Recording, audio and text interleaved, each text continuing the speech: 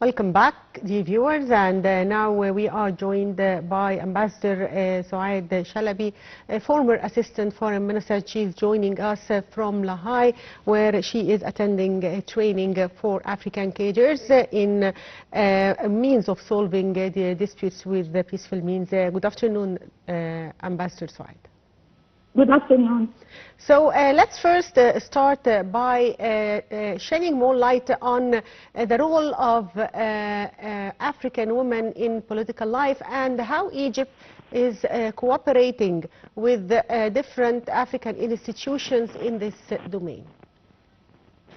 As you know, this is the celebration of the 25th anniversary of the Security Council Resolution 1325, which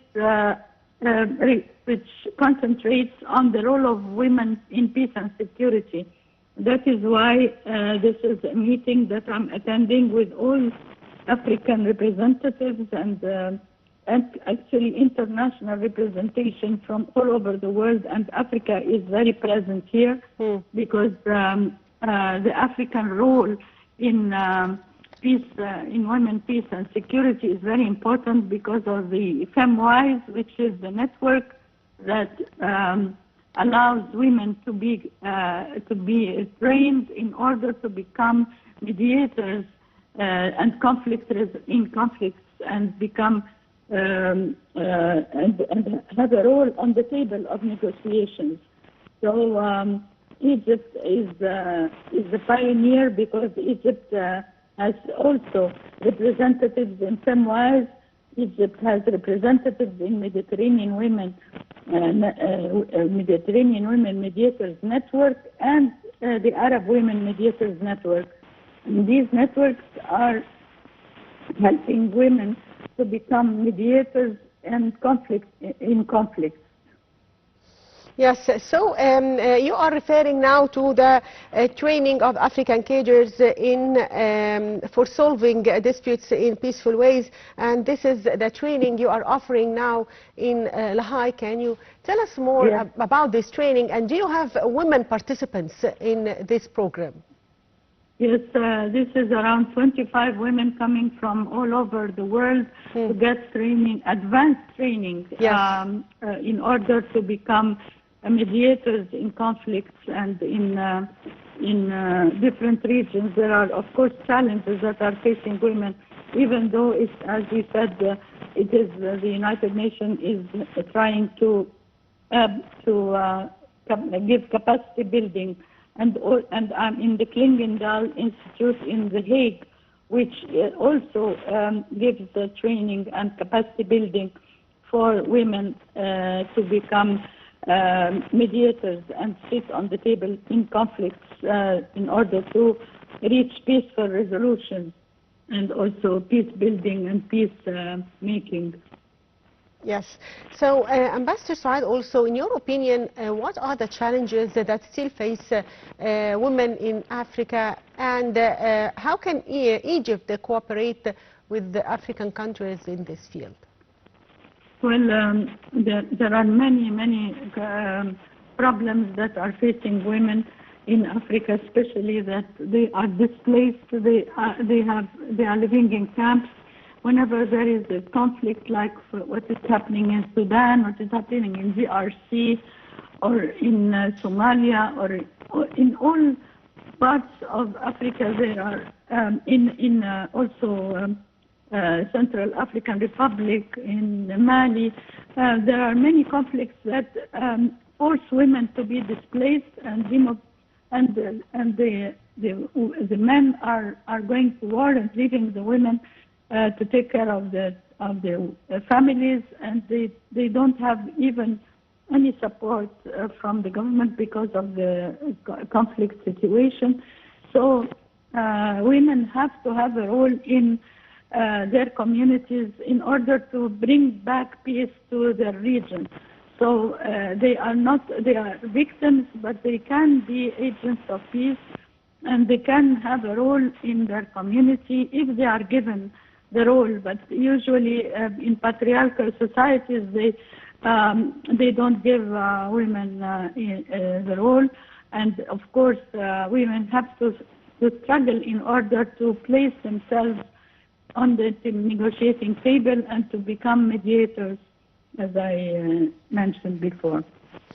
Yes, Ambassador Sou'ad, also, if we are talking about Africa today, we can't ignore yesterday President Fattah el-Sisi wrapped up his visit to Equatorial Guinea, where he attended the 7th mid-year coordination meeting of the African Union there. So now we can see that Egypt is involved in Africa, is paying great attention to African countries. How do you see the importance of this visit by the President and the importance of Egypt's participation in this meeting? Egypt is a very important country, is playing a very important role in the African Union.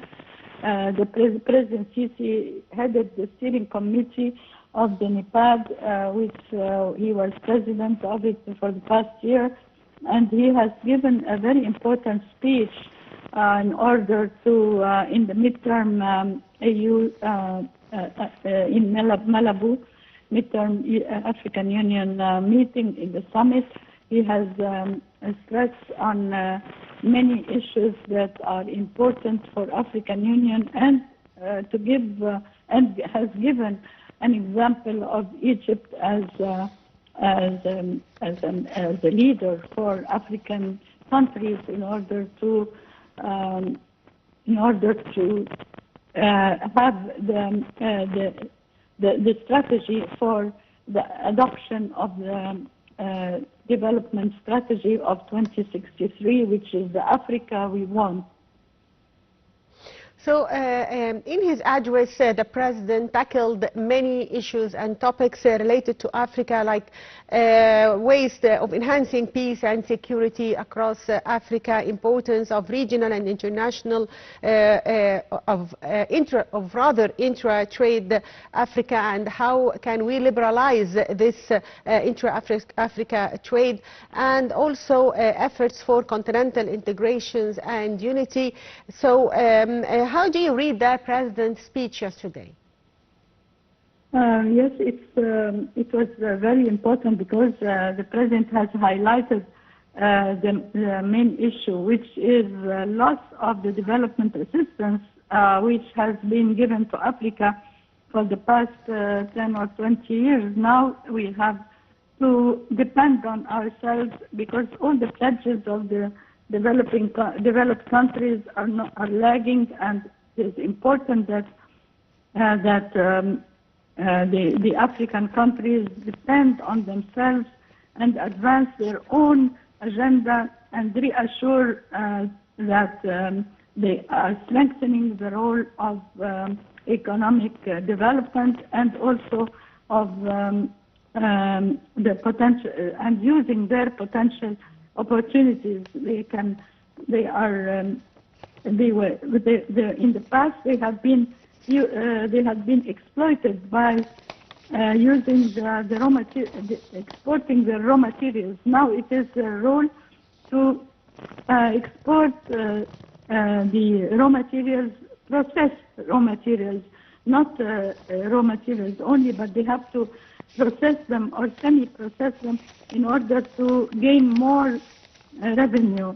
And so they have to give the role to the private sector and have regional integration, and also to depend on the commitments and the pledges that are given by industrialization in order to support the continent's adaptability and initiatives like, for instance, establishing the use of renewable energy, green technology, to solve the problems of the environment. So the President has stressed on how the African Union can use its institutional capacity and ensure that the economy is strengthened and that the global the rate of growth is increasing. It should be 4.3% in 2025, and this cannot happen without new economic agenda, fighting illicit financial flows,